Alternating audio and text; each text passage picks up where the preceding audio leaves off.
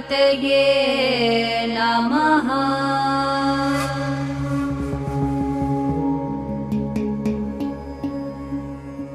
विकटोत्कटसुन्दरदन्तिमुखं भुजगेन्द्रसुसर्पगदाभरणं गजनील गजेन्द्र गणाधिपतिं प्रणतोऽस्मि विनायकहस्तिमुखम्।